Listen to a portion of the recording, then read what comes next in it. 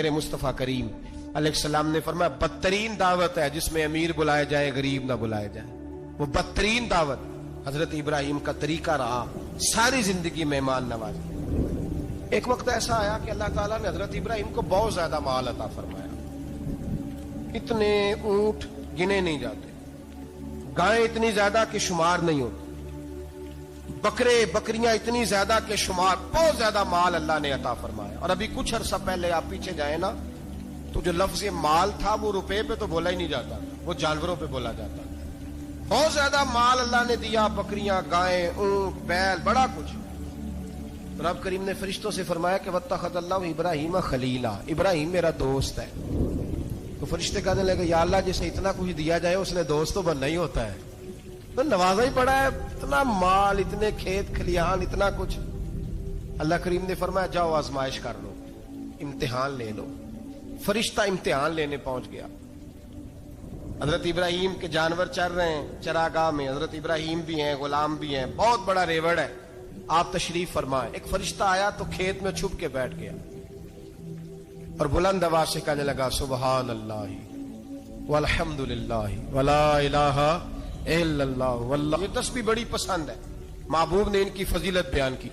अब वो हजरत सैयदना इब्राहिम अलैहिस्सलाम खड़े थे तो वो खेत में बैठ के तस्बीह पढ़ने लगा सुबहान अल्लाह वल्हम्दुलिल्लाह वला इलाहा इल्लल्लाह।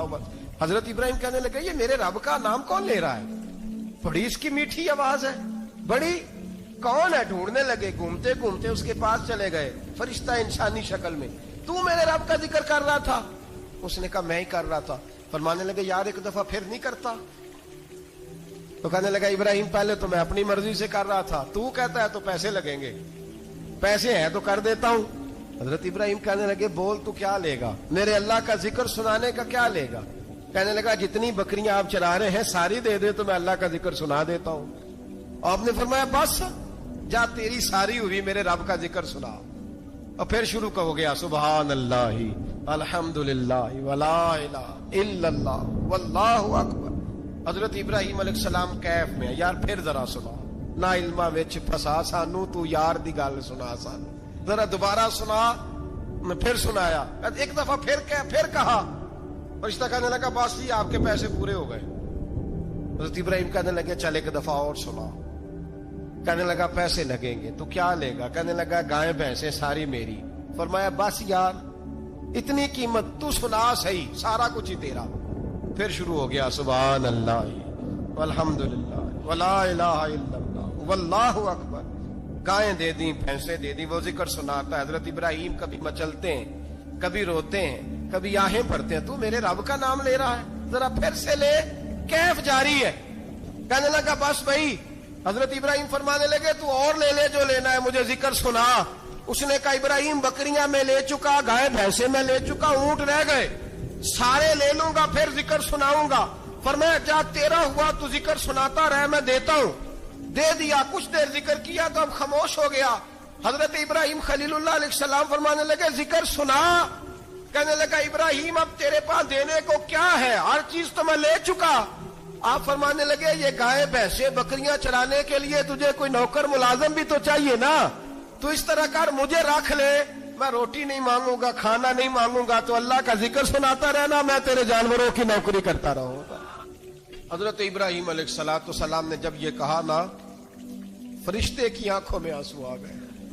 तरदामनी पे शेख हमारी ना जाइए, हम दामन नचोड़ दें तो फरिश्ते वुजू करें। फरिश्ता रो पड़ा और कहने लगा इब्राहिम मुझे सीने से लगाओ, आप वाकई इस काबिल है कि अल्लाह आपको अपना दोस्त बनाए, वाकई इस काबिल है कि रब आपको अपना। हजरत इब्राहिम अलैहिस्सलाम का खुदा से मोहब्बत करने का निराला अंदाज। और मेरे भाई यही मोहब्बत उन्हें मेरे मुस्तफा से भी थी। एक नबी घर बना रहा है, दूसरा बनवा रहा है। हजरत इस्माइल अलैहिस्सलाम पत्थर उठा उठा के ला रहे हैं, जनाब इब्राहिम बना रहे हैं। जब खाना काबा बन गया तो कहने लगे रब्बना वब्अस फीहिम रसूला, ऐ अल्लाह अब इसे बसाने के लिए अपना आखिरी रसूल भी अता फरमा। नबी पाक फरमाते हैं मैं दुआ हूं हजरत इब्राहिम की। और हजरत इब्राहिम से रब करीम ने फरमाया चल इब्राहिम कोई चीज दे, तो कहा या अल्लाह तीनों ही तेरे नाम पे कुर्बान करता हूं, तेरी हुई सारी, हर शय तेरी।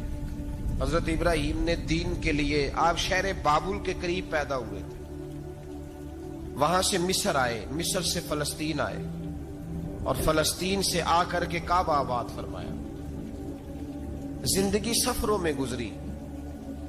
سفر ایک تکلیف والی چیز ہے، پر حضرت ابراہیم نے وطن چھوڑ دیا، گھر چھوڑ دیا۔ جان بڑی عزیز ہوتی ہے، تو حضرت ابراہیم نے جب دین کے لیے نکلے تو جد و جہد کی، گھر کے اندر بھی گھر کے باہر بھی۔ آپ کے والد کا نام طارق ہے، وہ توحید پرست تھے، ایماندار تھے، پرہیزگار تھے۔ آپ کے چچا کا نام آزر ہے، وہ بت پرست تھے، بت بیچا کرتے تھے۔ حضرت سیدنا ابراہیم علیہ السلام جب میدان عمل میں نکلے تو حضرت ابراہیم علیہ السلام نے اپنے گھر سے جہاد شروع کیا۔ لڑنا پڑا، گھر کے اصولوں سے، چچا نے جو رواج بنائے ہوئے تھے اس رواج سے ٹکرائے۔ فرمایا میں اپنے گھر کے اندر یہ بت پرستی نہیں ہونے دیں گا۔ چچا کو ایک دفعہ نہیں، بار بار 100 دفعہ سمجھایا۔ آپ کا چچا بت بنا کے بیچا کرتا تھا۔ حضرت ابراہیم علیہ السلام تھوڑے بڑے ہوئے تو کہنے لگا کہ چلو میرے ساتھ، تم بھی بت بیچنے ہیں، ہمارا کاروبار ہے۔ حضرت ابراہیم ساتھ نکلے تو بت پکڑا ہے، گندے پانی کے اندر اس بت کو ڈبوتے ہیں، کہتے ہیں کسی نے خریدنا ہے تو خرید لو، نہ یہ نفع دے سکتا ہے نہ نقصان دے سکتا ہے، جو اپنا آپ نہیں بچا سکتا تمہیں کیا بچائے گا، خریدنا ہے تو خرید لو۔ چچا کہنے لگا تو کاروبار چمکا رہا ہے کہ تباہ کر رہا ہے۔ گھر میں بڑے معاملات خراب ہوئے، جھگڑے ہوئے، لیکن حضرت ابراہیم علیہ السلام ایک منٹ کے لیے بھی اپنے گھر کے اندر بھی کمپرومائز کرنے کو تیار۔ یہ تھوڑا مشکل میں نے پہلو چھیڑ دیا ہے، یہ تھوڑا مشکل پہلو چھیڑ دیا ہے۔ بڑا سمجھدار آدمی ہے پر بیوی سے پردہ نہیں کرا سکتا، سیانا ہے، پنچایت کا بندہ ہے، جو اس سے آپ کہیں گے وہ بات یہ سنائے گا، لیکن کہتا نہیں جی میں نے کوشش کر لی ہے۔ اس قسم کی کوشش ہے صاحب، کیسے ہو گیا؟ حضرت ابراہیم علیہ السلام نے گھر کے اندر سے فرمایا نہیں کرنے دوں گا، گھر کے اندر بھی ٹکرائے۔ فرمایا تم جو بھی ہو، پاش پاش کیا چچا کے اصولوں کو، اور باہر جب نکلے تو صرف علاقے کے چیئرمین سے نہیں ٹکرائے، ایم پی ایم این اے وزیر مشیر سے نہیں ٹکرائے، سپر پاور نمرود دنیا کا واحد حکمران تھا، اس وقت دوسرا کوئی حکمران ہی نہیں تھا، اکیلے حکمران سے جا کر ٹکرائے۔ کوئی ساتھ فوج نہیں تھی، کوئی ساتھ ان کے طاقت بظاہر دنیا داری کی کوئی نہیں تھی، پر حضرت ابراہیم جا کے ٹکرائے۔ اور میرے رسول پاک صلی اللہ علیہ وسلم نے سند بیان کی، فرمایا افضل الجہاد کلمۃ الحق عند سلطان الجابر۔ فرمایا سب سے افضل جہاد یہ ہے کہ تو ظالم بادشاہ کے سامنے کھڑے ہو کے حق بات بیان کر دے، یہ سب سے بڑا جہاد ہے، یہ سب سے افضل الجہاد کلمۃ الحق عند سلطان الجابر، سب سے بڑا جہاد۔ حضرت ابراہیم کھڑے ہو گئے، سپر پاور سے ٹکرائے۔ یہاں ہم لوگ حکمتوں کا شکار ہیں، دیکھیں گے، کریں گے، سوچیں گے، اور مولوی صاحب کو ویسے کہتے ہیں آپ پرہیز کریں سیاسی باتوں سے۔ بھئی اللہ کے ہر نبی نے جا کے وقت کے ظالم حکمران کو لتاڑا ہے، للکارا ہے، یہ تو مشن انبیاء ہے۔ حضرت سیدنا ابراہیم علیہ السلام نے جو اس کو جا کے کہا کہ تو جھوٹ بولتا ہے، تو جھوٹا ہے، تو خدائی کا دعویٰ کرتا ہے، تو بہت بڑا ظالم ہے، اور قرآن مجید نے اس ساری بات کو بیان فرمایا۔ حضرت ابراہیم علیہ السلام سے کہنے لگا میں رب ہوں، تو آپ نے فرمایا میرا رب تو وہ ہے جو زندہ کرتا اور مارتا ہے۔ تو پھر آپ حق بات بیان کریں گے تو اللہ مارے گا کہ بندہ مارے گا؟ کچھ بھی نہیں ہوتا، کیونکہ زندگی موت کس کے ہاتھ میں ہے؟ اللہ کے ہاتھ میں۔ زندگی موت اللہ، کچھ بھی نہیں ہوتا۔ انسان صحیح سمت کا تعین کرے اور صحیح چلے۔ حضرت علی شیر خدا سے کسی نے کہا تھا کہ آپ کے بڑی دشمنی ہے، کوئی محافظ رکھ لیں۔ آپ فرمانے لگے موت خود بہت بڑی محافظ ہے، وقت سے پہلے آتی ہی نہیں، بڑی محافظ ہے، وقت سے پہلے۔ علامہ نورانی رحمت اللہ تعالی علیہ کراچی جیسے شہر میں رہا کرتے تھے، جہاں گام گام پہ خطرہ تھا۔ لوگوں نے کہا حضرت اتنے بڑے لیڈر ہو، آپ کی جماعت کی 62 سیٹیں ہوئی قومی اسمبلی میں، ایک ایسا وقت بھی آیا تو کوئی ایک آدمی بندوق والا۔ آپ فرمانے لگے مجھے ضرورت ہی نہیں، اس لیے کہ جس خدا رسول کے لیے میں نکلا ہوں وہ خود ہی حفاظت کرنے والے ہیں، ضرورت نہیں ان چیزوں۔ تو بھائی حضرت ابراہیم ٹکرائے، اور آپ کا انداز کیا ہے؟ جا کے کہا کہ تو نہیں، خدا وہ ہے جو زندہ کرتا اور اس نے ایک بیوقوفوں جیسی دلیل دی. ایک آدمی کو کل پھانسی دینی تھی تو اس کو بلایا, کہنے لگا تجھے کب پھانسی ہے؟ اس نے کہا کل. کہنے لگا جا تجھے آزاد کیا, زندگی دی, اس کو چھٹی دے دی. ایک عام آدمی بیچارہ بیٹھا تھا, اس کو پکڑ کے نا کہنے لگا اس کی گردن اڑا دو. کہنے لگا دیکھ لو میں بھی زندہ کرتا اور مارتا ہوں, وہ جو کل مرنے والا تھا میں نے زندہ کر دیا ہے, اور جس کو پتہ ہی نہیں تھا کہ میں نے مرنا ہے اسے پکڑ کے میں نے مار دیا ہے. یہ بیوقوفوں جیسی دلیل ہے. حضرت سیدنا ابراہیم علیہ الصلوۃ والسلام چاہتے تو اسی وقت دلیل توڑ دیتے کہ تو کیا بیوقوفوں جیسی بات کر رہا ہے, اگر تو زندگی دیتا ہے تو مرے ہوئے میں جان ڈال کے دے جس کو تو نے مارا ہے. لیکن حضرت ابراہیم نے دیکھا کہ بیوقوف ہے, بیوقوفوں سے بحث نہیں ہوتی, دلیل بدل لی جاتی ہے, ان کی عقل کے مطابق بات کی جاتی ہے. حضرت ابراہیم فرمانے لگے میرا رب وہ ہے جو سورج مشرق سے نکالتا ہے اور مغرب میں غروب کرتا ہے. تو اگر رب ہے تو تو مغرب سے نکال کے مشرق میں غروب کر. فبہت الذی کفر, کافر لاجواب ہو گیا, اس کے پاس اس چیز کا کوئی جواب نہیں تھا. علامہ اسماعیل حقی نے خوبصورت فقرہ لکھا ہے, خوبصورت, جان ڈال دی ایک جملہ کہہ کے. حضرت سیدنا علامہ اسماعیل حقی رحمت اللہ علیہ فرمانے لگے چونکہ نمرود بیوقوفوں جیسی باتیں کر رہا تھا, اگر وہ یہ کہہ دیتا نا کہ میں سورج کو نکالتا ہوں مشرق سے, میں غروب کرتا ہوں معاذ اللہ مغرب میں میں نکالتا ہوں, تو آپ اپنے رب سے کہیے کہ وہ مغرب سے نکال کے مشرق میں غروب کرے.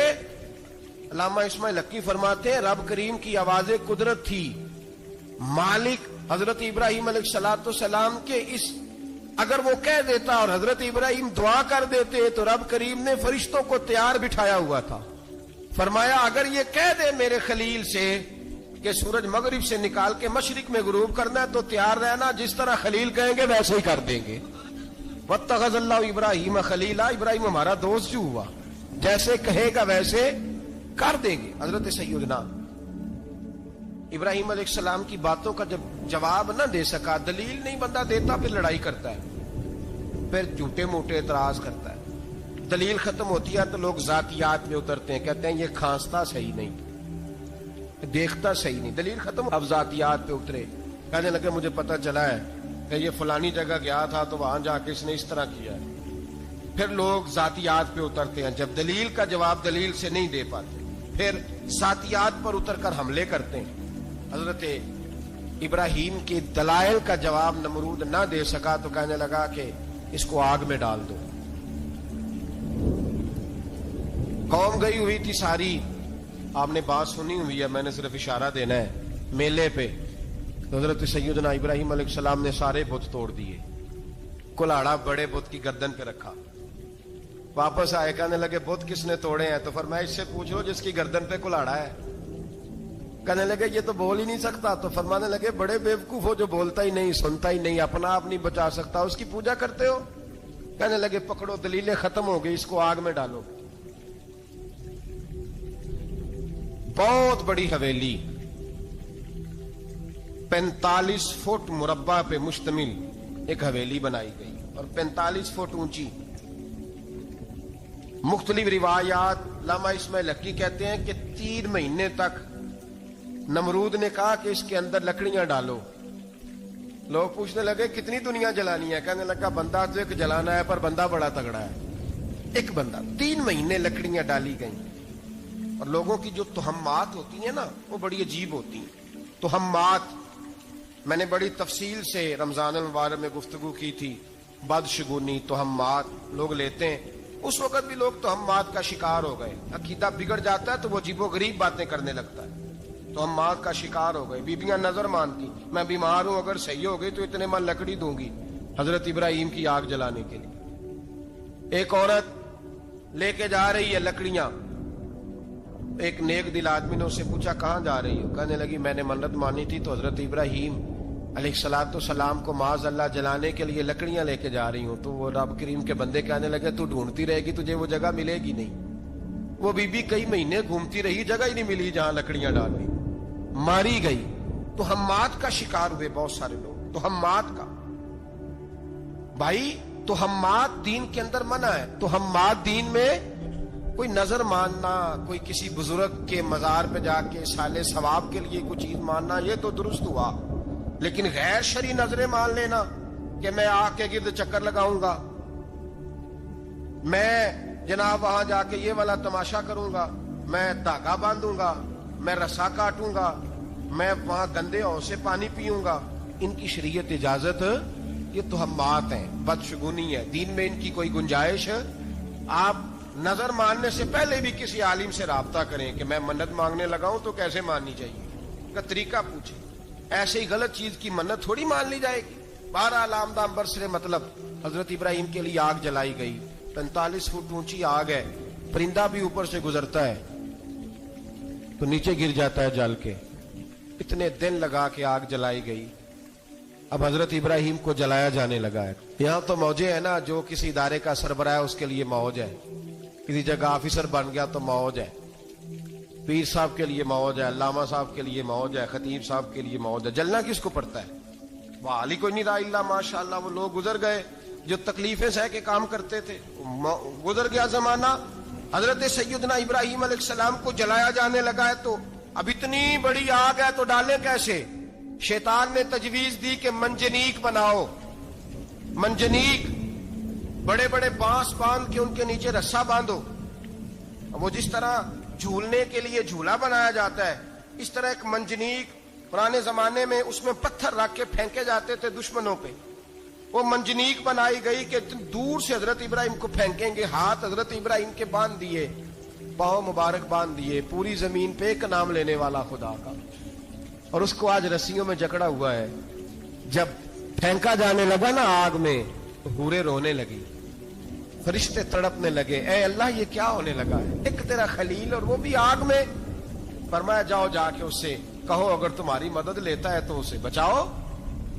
ہوا کا فرشتہ آیا، کہا ابراہیم اگر تو کہے، او بھائی ان چیزوں کو کہانی سمجھ کے نہ سنا کریں، یہ داستان نہیں، یہ وہ طریقے ہیں جو ہمارے رسول نے ہمیں اپنانے کا حکم ارشاد فرمایا ہے، جو عقیدے، یہ وہ نظریات ہیں جو ہمیں اوڑھنے کو کہا گیا۔ اپنے رب کریم کی رضا پہ راضی رہنے کے یہ وہ خوبصورت مواقع ہیں صوفیاء نے جن کو بنا کر سمجھا کر ہم تک پہنچایا ہے۔ یہ ہے اہل طریقت کی باتیں، وہ کہتے ہیں یار جس حال میں رکھے راضی رہنا ہے۔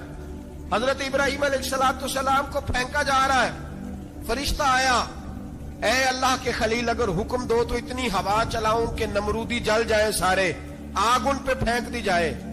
آپ نے فرمایا تو جا، تجھ سے مجھے کوئی کام نہیں۔ تھوڑی دیر کے بعد پانی کا فرشتہ آیا، کہا حضور اتنی بارش برساؤں گا کہ آگ بجھ جائے گی۔ فرمایا تو جا، تجھ سے کوئی کام نہیں۔ اب جب منجنیق میں رکھ دیے گئے، آگ میں جانے کا لمحہ ہے، تیاری ہے، حضرت جبریل امین حاضر خدمت ہوئے، کہا ابراہیم کوئی حاجت؟ فرمایا تجھ سے کوئی نہیں۔ کہا چلو مجھ سے نہیں تو رب کریم سے ہی بات کر لو، مجھے پتا ہے میں چھوٹا ہوں، آپ مجھ سے مدد کیوں لوگے، رب کریم سے ہی بات کر لیں۔ تو حضرت ابراہیم کہنے لگے جبریل یہ بتا، رب کو نہیں پتا اس کا خلیل کس حال میں ہے، اسے نہیں پتا میں کس حال میں ہوں، میرے ہاتھ بندھے ہیں، پیر بندھے ہیں آگ میں، اسے نہیں پتا۔ بتایا تو اسے جاتا ہے جس سے خبر نہ ہو، تو اگر اسے پتا ہے، اگر وہ جلانے پہ راضی ہے تو میں بھی جلنے کو تیار ہوں، میں تیار ہوں، میں تیار ہوں، اسے کہو ٹھیک ہے۔ حضرت سیدنا ابراہیم علیہ السلام کو منجنیق میں ڈال کے جو پھینکا آگ میں، یا نار کونی بردم و سلاما علی ابراہیم، اللہ نے فرمایا اے آگ میرے ابراہیم پہ ٹھنڈی بھی ہو جا اور سلامتی والی بھی ہو جا۔ حضرت ابراہیم کو دو فرشتوں نے بٹھا دیا زمین پہ، پھول کھلے ہیں، کونپلیں مہک رہی ہیں، کلیاں خوشبو دے رہی ہیں۔ حضرت ابراہیم نے سر سجدے میں رکھ دیا، سبحان اللہ والحمد للہ ولا الہ الا اللہ واللہ اکبر۔ حضرت ابراہیم اللہ کی تسبیح پڑھنے لگے، رب کریم کا شکر بجا لانے لگے۔ نکلے وہاں سے، کچھ دن گزر گئے، نکلے، حکم ہو گیا ابراہیم علاقہ چھوڑ دو۔ حضرت ابراہیم علیہ السلام وہاں سے نکل کے مصر آئے، چچا کے پاس ٹھہرے، انہوں نے اپنی بیٹی جناب سارہ کا نکاح کر دیا۔ کچھ آگے بڑھے تو ایک ظالم بادشاہ سے ٹکرائے، اس نے ایک شہزادی، ایک بادشاہ کی بیٹی قید کی ہوئی تھی، جناب ہاجرہ نام تھا، ان کو قید سے چھڑا کے ساتھ لائے۔ حضرت لوط علیہ السلام بھی ساتھ، یہ 4 لوگوں کا قافلہ چلا، فلسطین میں جا کے پڑاؤ ڈالا، گھر بار چھوڑا، تبلیغ شروع ہوئی۔ حضرت ابراہیم کے گھر میں 2 خواتین ہیں، ایک آپ کی بیوی ہیں، ایک حضرت ہاجرہ ہے، اولاد کوئی نہیں۔ बड़ा मेवा है मीठा। घर वही आबाद होता है जिसमें बच्चे रोते हैं, घर होता ही वो है जिसमें बच्चों की चंचनाहट होती है, भिन बनाहट होती है।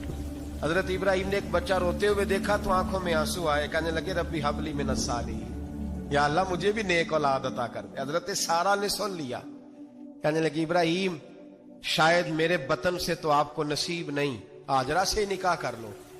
जनाब हाजरा से निकाह हुआ। अल्लाह तो बड़ा बेनियाज है, रब करीम ने हजरत इस्माइल जैसा खूबसूरत बेटा अता फरमाया। बेटा काला स्याह भी हो तो सीने की ठंडक होता है, पर ये तो वो बेटा है जिसकी पेशानी में नूरे मुहम्मदी चमकता है सल्लल्लाहु अलैहि वसल्लम। हजरत सैयदना इस्माइल इतने खूबसूरत। अब जिस बीवी के यहाँ बेटा था, बैठना उठना भी ज्यादा उसके पास, आना जाना भी उसके पास, तवज्जो उधर हो गई। जनाबे सारा रश्क करने लगी। एक दिन कहने लगी इसे छोड़ आ जंगल में, बाद ये गैर ज़ीज़र मक्के के पास। भाई एक बेटा आलमे दीन बना लो। कहने लगा रोटी कहां से खाएगा? तेरे 5 बेटे हैं, को हाफिज़े कुरान बना, कहते रोटी कहां से खाएगा? वो बच्चा भी कहता है मैं कहां से खाऊंगा।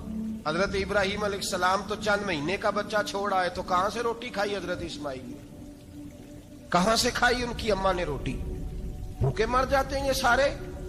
मैं बड़ी जिम्मेदारी से कहा करता हूं कि जितनी खूबसूरत रोटी अल्लाह करीम दीन के खादिमों को अता करता है शायद किसी और के नसीब होती हो, लेकिन हम लोग तवज्जो ही नहीं कर रहे। हमारा शौक ही नहीं बन रहा, हम ये मेहनत ही नहीं कर रहे कि कौम को मुस्तनद उलमा की जरूरत है। इलाकों के इलाके खाली हैं, इधर हमारा मिजाज ही नहीं बन रहा, तवज्जो ही नहीं दीन की खातर। और फिर चले बच्चे तो बात की बात है ना, जो अभी खुद जवान है वो भी तो ये दुआ। एक साहब मुझे कहने लगे मैं दुआ मांग रहा हूं अल्लाह मुझे बेटा दे तो मैं उसे दीन पे लगाऊंगा। तो मैंने कहा आप भी बूढ़े नहीं हुए, आप खुद ही लग जाए। बेटा तो अभी आएगा तो लगेगा ना, तो आप तो इस वक्त है तो आप तो पहले लगे ना साहब। 2 घंटे तो निकाल के आए, दीन सीखने को काफी है। आप इतनी लंबी सोच रहे हैं कि बच्चा आएगा तो बड़ा होगा तो वो जाएगा तो देखी जाएगी। अभी तो आप हैं तो आप तो आओ। हजरत इब्राहिम ने बच्चा वहां छोड़ा। यहां से जो उम्रा करने लोग जाते हैं ना, जो हज करने जाते हैं, उनको पता है कि वहां दुनिया की हर नेमत मिलती है, फिर भी डबल ट्रिपल पैसे लोग जेबों में डाल के जाते हैं। हजरत इब्राहिम जब वहां लेके गए तो कोई इंसान नहीं था, पानी का कतरा नहीं था, 2 किलो खजूरें, एक मशकीजा। बीवी को थमाया। हमारे घर में हजारों चीजें पड़ी हैं, लेकिन वो जो तवक्कुल है ना वो खत्म हो गया है। अल्लाह देगा, हलाल हलाल पे कनात करे, जायज जायज पे भरोसा करे, रब करीम अता करने वाला है, वो मिजाज खत्म हो गया। हजरत सैयदना इब्राहिम अलैहिस्सलाम 2 किलो खजूरें, एक मिशकीजा पानी का दे करके और वहां बिठाया आपने अपने बच्चे को और अपनी ज़ौजा जनाबे हाजरा को, और बिठा करके ये वापस पलटने लगे तो हजरत हाजरा सलामुल्लाह अलैहा ने आवाज दी, कहा इब्राहिम किसके सहारे पे छोड़ के जा रहे हैं? जहां आबे जमजम का कुआं है ना, जो लोग गए हैं, इन्होंने सफा मरवा की सही की है, सफा मरवा से बाहर निकले ना, सरकार की विलादत का मकाम है, उस जगह पे आबे जमजम का कुआं था। वहां हजरत सैयदना हाजरा को बिठाया। कोई चीज नहीं, कोई दरख्त नहीं, कोई खेत नहीं, कोई पानी नहीं, कोई कुआं नहीं, वहां बिठाया और बिठा करके निकलने लगे तो जनाबे हाजरा फरमाने लगी इब्राहिम किसके सहारे पे छोड़ के जा रहे हो? कहने लगे अल्लाह के सहारे पे। तो पाकबाज बीबी ने एक लफ्ज पूछा, कहा इब्राहिम ये मेरे रब का हुक्म है? ये मेरे बस जिनका अकीदा तौहीद मजबूत हो उनके लिए एक जुमला काफी होता है, ये मेरे अल्लाह का हुक्म है? तो जनाब इब्राहिम अलैहिस्सलाम फरमाने लगे हाजरा हाँ रब का हुक्म है। जब ये लफ्ज कहे तो चाहिए था ना हजरत इब्राहिम तसल्ली देते, तो बीबी साहबा तसल्ली देने लगी, अर्ज करने लगी इब्राहिम अगर अल्लाह का हुक्म है तो फिर आप हमारी फिक्र ना करना, अगर ये रब का हुक्म है तो फिर हमारी फिक्र ना करना। जिस रब ने हमें यहां तक पहुंचाया है वो हमें कभी भी जाया नहीं फरमाएगा, फिर फिक्र ना करना। हजरत इब्राहिम आ गए, बात आपने सुनी हुई है, इशारा करना मकसूद है। 13 साल में चले मान भी लिया जाए बाज रिवायात की रोशनी में कि आते जाते भी रहे, लेकिन मुकम्मल देखभाल अपने बच्चे की परवरिश में पूरा हजरत इब्राहिम अलैहिस्सलाम का किरदार, सारा किरदार मां का था। मैं जब खवातीन के बारे में कोई बात करता हूं तो मैं आपको अक्सर कहता हूं कि ये सिर्फ बीवी के लिए हुक्म नहीं होता, ये ट्रेनिंग बेटी को देनी है और बहन को देनी है। یہ تربیت کریں اپنے گھر میں. میں تجربے کی روشنی میں یہ بات عرض کیا کرتا ہوں کہ بھائی بچے باپ کے فرما بردار اس وقت ہوتے ہیں جب اماں انہیں باپ کا فرما بردار کرتے ہیں، اور بچے باپ کے نافرمان بھی تب ہوتے ہیں جب اماں انہیں باپ کا. میں نے اپنے کانوں سے سنا ایک دفعہ ایک بچہ اپنے باپ سے کہہ رہا ہے آپ نے تو ساری زندگی باہر گزار دی، پیسے کمانا کون سا مشکل کام ہے، دکھ سکھ تو سارے اماں نے برداشت کیے، سکولوں میں وہ جاتی تھی، فلانا کام وہ کرتی تھی، فلانا کام. اب یہ سوچ اس کی ذاتی تو نہیں، یہ اس کو دی گئی ہے. اور اگر اس کو یہ سوچ دے دی جائے کہ اماں کہے کہ میں تو اپنوں میں رہی ساری زندگی، میں نے تو اپنوں میں وقت گزارا، اور تیرا باپ تو کئی دفعہ جنازے بھی نہیں پڑھ سکا، نے تو ماں باپ ایسے دفن کر دیے، وہ اگر یہ سوچ فراہم کرے تو پھر بچہ باپ کا فرما بردار ہوتا ہے. اور یہ والی روایتیں ہم بیوی کو سناتے ہیں، حالانکہ کس کو سنانی چاہیے؟ بولیے. بہن اور بیٹی کو. بہن اور بیٹی کو سنائیں یہ باتیں، ان کو سمجھائیں تاکہ آگے جا کے وہ جو گھر ترتیب دیں وہ گھر بڑا عمدہ اور نکھرا ہوا ہو. حضرت سیدنا ابراہیم 13 سال کے بعد آئے، چونکہ گھر میں اللہ تبارک و تعالیٰ کی دوستی کا چرچا تھا، اللہ تبارک و تعالیٰ کی محبوبیت کا غلبہ تھا. 13 سال کے بعد فلما بالغ معه سعیا، بیٹا جب اتنا بڑا ہوا کہ ساتھ چلنے لگا، تو حضرت ابراہیم نے اپنے بیٹے کو بلا کے کہا بیٹا مجھے خواب آئی ہے، میں تجھے ذبح کر رہا ہوں، تیری کیا رضا ہے؟ حضرت اسماعیل کہنے لگے یا ابت افعل ما تؤمر، ابا جی اللہ جیسے حکم دیتا ہے میرے ساتھ ویسے ہی کریں، جیسے اللہ حکم دیتا ہے ویسے ہی، بولیے ویسے ہی کریں. حضرت حاجرہ کو کہا کہ ایک دوست نے دعوت کی ہے تو وہاں جا رہے ہیں. بی بی مطمئن ہے، تفصیلات کی ضرورت نہیں، ختم بات، اعتبار ہے، مطمئن ہو گئی. شیطان پیچھے سے آیا اماں کے پاس. ذرا تھوڑی دیر کے لیے تصور جمائیے، یہاں تو پڑوسن آ کے کوئی بات بتا دیتی ہے خاوند کے بارے میں تو کئی مہینے جھگڑا جاری رہتا ہے، پڑوسن محلے دار. شیطان نے آ کے بتایا لفظ کیا ہے؟ کہا حاجرہ تمہیں پتا ہے کہاں جا رہے ہیں؟ کہا دوست کی دعوت میں. تو کہنے لگے دوست کون ہے؟ رب کریم. اور ابراہیم کا خیال ہے کہ اس رب نے مجھے حکم دیا ہے کہ میں ذبح کروں. تو حضرت حاجرہ کہنے لگی کبھی باپ بھی بیٹے ذبح کرتے ہیں؟ شیطان کہنے لگا ان کا خیال ہے کہ ان کے رب نے حکم دیا ہے. جناب حاجرہ فرمانے لگی اگر رب نے حکم دیا تو پھر تو مجھے شیطان لگتا ہے، تو مجھے شیطان لگتا ہے. کا کیا مطلب؟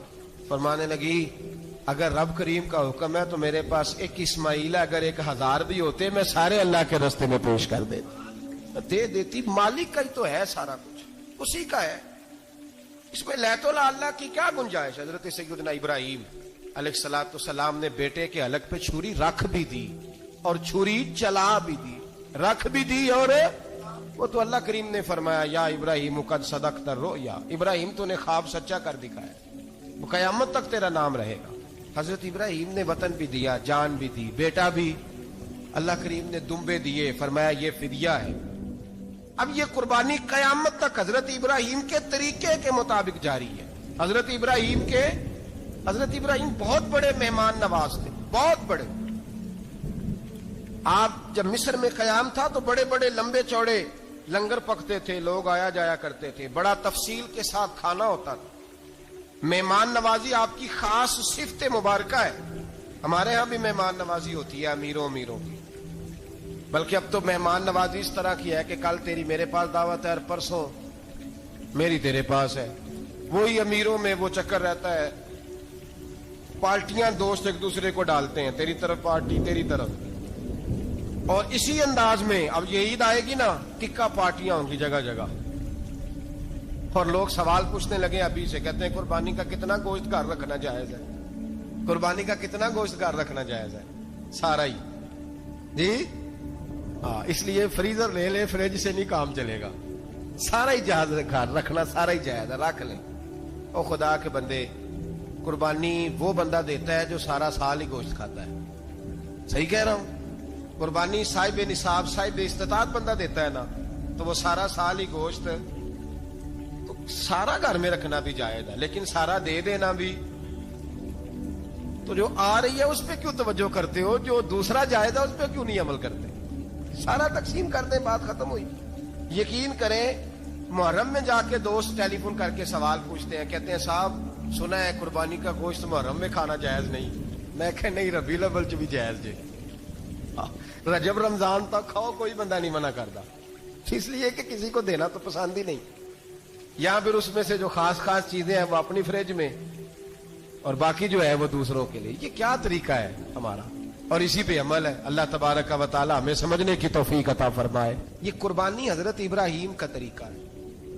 حضور نے اگرچہ نبی پاک کی اپنی سنت تھی, یہ بھی کہہ سکتے تھے سنتی و سنت ابیکم ابراہیم, میری سنت ہے اور تمہارے باپ ابراہیم کی سنت ہے. یہ نہیں فرمایا. جب صحابہ نے کہا قربانی کیا ہے, فرمایا سنت ابیکم ابراہیم, یہ تمہارے باپ ابراہیم کی سنت ہے. ہر صاحب نصاب پر قربانی واجب ہے. جو زکوٰۃ کا نصاب رکھتا ہو اس پر قربانی واجب ہے. یعنی ضروریات سے زیادہ اتنے پیسے, جتنے پیسوں سے زکوٰۃ فرض ہوتی ہے, اتنے پیسے جس آدمی کے پاس قربانی سے پہلے آ جائیں اس آدمی پر قربانی کرنا واجب ہے. بکرا, چھترا, دمبا 1 سال کا, یا دمبا 6 مہینے کا ہو پر اتنا بڑا محسوس ہوتا ہو کہ لگے 1 سال کا ہے, اس کی قربانی ہو سکتی ہے. جانور میں کوئی عیب نہیں ہونا چاہیے. اتنا کمزور نہ ہو کہ ذبح جہاں اسے کرنا ہے وہاں وہ چل کے جا نہ سکے, اتنا کمزور جانور نہ ہو. اس کے اندر بظاہر کوئی اتنا بڑا نقص نہ پایا جاتا ہو, کانا نہ ہو, لنگڑا نہ ہو, کوئی اس کی ہاتھ نہ کٹے ہوئے ہو, ایسا نقص جو واضح ہو. بکرا 1 سال کا, گائیں اور بھینس یہ 2 سال کی, اونٹ 5 سال کا.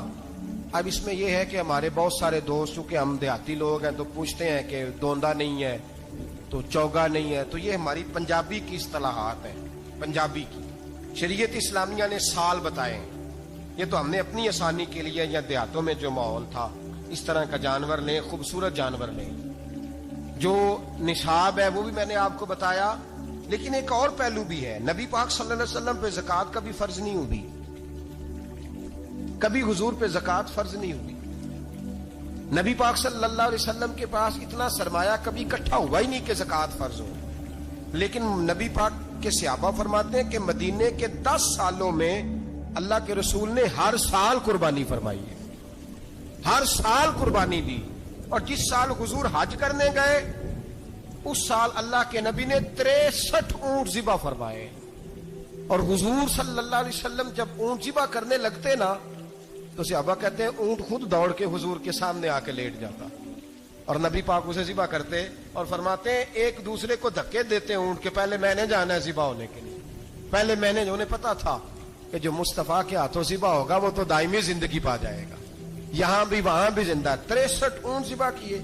ایک اونٹ میں کتنی قربانیاں ہوتی ہیں؟ 7. اب 63 کو 7 سے ضرب دو گے تو کتنی بنے گی؟ اور پھر نبی پاک صلی اللہ علیہ وسلم نے 10 سال مدینہ منورہ میں قربانی دی, ہر سال. اب وہ 63 اونٹ, ایک اونٹ میں 7 قربانیاں, ہر سال یہاں قربانی. اور مولا علی شیر خدا فرماتے ہیں نبی پاک 2 قربانیاں دیتے. میں نے کہا حضور 2 جانور ذبح کر رہے ہیں آپ, تو حضور نے فرمایا ایک میری طرف سے, ایک میری امت کی طرف سے, غریبوں کی طرف سے. اور حضرت علی کو حضور نے وصیت فرمائی تو 2 دیا کرے گا. یا رسول اللہ صلی اللہ علیہ وسلم میں غلام ہوں, خادم ہوں. حضور نے فرمایا علی ایک تو نے اپنی دینی ہے, ایک میری طرف سے دینی ہے. 2 قربانیاں. مولا علی نے بھی ساری زندگی 2 قربانیاں دی. حضرت علی بھی مال کے نصاب نہیں تھے, اپنا مکان ہی نہیں تھا, کوئی کاروبار نہیں تھا, کئی دن فاقے رہتے تھے, پر قربانیاں کتنی دیتے تھے؟ 2. ہمارے پاس ویسے اگر سسرال میں, میکے میں, کزنوں میں کچھ شادی ہو جائے تو 50-60 ہزار کا خرچہ برابر ہے, وہ پکا ہے. اور قربانی کی باری غریب ہو گئے, سارے غریب ہو گئے, کہتے نہیں یہاں مشکل ہے. اور خدا کے بندے اللہ کے ساتھ تجارت کر, اس کے رستے میں 1 دے گا, رب تجھے 70 گنا اضافہ کے ساتھ عطا فرمائے گا. قربانی مال کے نصاب پہ ہے. کوشش کیا کریں کہ اللہ کے رستے میں جب دینا ہو پھر لیت اللہ سے بچیں, خوبصورت جانور لائیں. جن کو اللہ نے توفیق دی ہے ان کے لیے نصیحت ہے, جن کو اللہ نے توفیق دی. میں نے اپنے حضرت صاحب کو دیکھا ہے, وہ کہتے تھے کئی جانور اللہ نے بڑا نوازا ہے. کہتے ایک میرا ہے, ایک میرے ماں کا, ایک میرے باپ کا ہے, ایک میرے فلاں استاد صاحب کا, ایک میرے پیر صاحب کا ہے. یہ جانور غوث اعظم جیلانی کا نام کا دے رہا ہوں. اور پھر ایک بڑا خوبصورت جانور بندہ ہوتا اور حضرت خود ان کو چارہ ڈال رہے ہوتے. تو حضور یہ کیا ہے؟ فرمانے لگے یہ میں رسول اللہ کے نام پہ قربان کروں. یہ نبی پاک کے نام پر قربان کیا جائے گا. جن کو اللہ نے حیثیت دی ہے وہ کوشش کریں اپنے محبوب کی طرف سے بھی قربانی کریں. نبی پاک کے نام کی قربانی دے, خوبصورت سا جانور پیارا, پھر اس کی خدمت ہو, پھر اس کی قربانی دی جائے اور نبی پاک کے نام پر قربانی دی جائے. حضور نے خود وصیت فرمائی حضرت ابو بکر صدیق کو, قربانی بڑا حسین عمل ہے. اور میرے نبی پاک صلی اللہ علیہ وسلم نے ناراضگی بھی فرمائی, ذرا خوگر حمد سے تھوڑا سا گلا بھی سن لے. میرے حبیب نے فرمایا جو طاقت کے باوجود قربانی نہ کرے وہ ہماری عیدگاہ میں عید کی نماز پڑھنے نہ آئے, وہ نہ آئے. اور یا رسول اللہ جو کرے گا, فرمایا قربانی کے جانور کا خون کا قطرہ بعد میں زمین پہ گرے گا, اللہ اس کے سارے گناہ پہلے معاف فرما دے گا, اللہ اس کے سارے گناہوں کو بخشے گا. قربانی کریں, خوبصورت انداز میں کریں, اللہ کی رضا کے لیے. بزرگوں نے لکھا ہے 3 حصے کرو گوشت کے, ایک گھر میں رکھو, ایک رشتہ داروں میں بانٹو, پڑوسیوں میں بانٹو, اور تیسرا فقط غریبوں کو دو. لیکن میں اکثر یہ سوچتا ہوں کہ ہمارے ہاں قربانی کرتا ہی وہ ہے جن کے گھر میں ہر جمعرات کو چھوٹا گوشت پکتا ہے, اور جن کے گھر میں ہفتے میں 3 دفعہ مرغی کا گوشت پکتا ہے, وہی تو قربانی دینے کے قابل ہوتے ہیں. تو وہ بھی اگر قربانی کے بکرے میں سے بھی تیسرا رکھنا چاہیں تو اجازت تو ہے, میں نے کہا سارا رکھنے کی بھی اجازت ہے. لیکن اگر آپ مہربانی کریں, کوشش کریں کہ یار ہم تو سارا سال ہی کھاتے ہیں, اور ہمارے یہاں جو گوشت تقسیم ہوتا ہے نا وہ بھی باری لگی ہوئی ہے, ادھر سے پلیٹ آئی تھی گوشت کی تو ادھر سے بھر کے چلی گئی. بھئی اس نے کی ہے, اس کو بار بار گوشت دینے کا کیا مطلب ہے؟ آپ یہ دیکھیں عزیزوں میں, رشتہ داروں میں, اور میں اگر تھوڑا سا آپ کی توجہ کرانے میں کامیاب ہو جاؤں تو سفید پوش لوگوں کو دیکھیں. کچھ سفید پوش ہیں, سفید پوش جن کے اوپر قرضے ہیں, بیماریوں نے جکڑ لیا ہے, گھر میں بڑے بڑے سخت مریض آ گئے ہیں. سفید پوش پہلے دیا کرتے تھے, آپ ان سے پوچھتے ہیں صاحب قربانی, تو بات کو ٹالتے ہیں.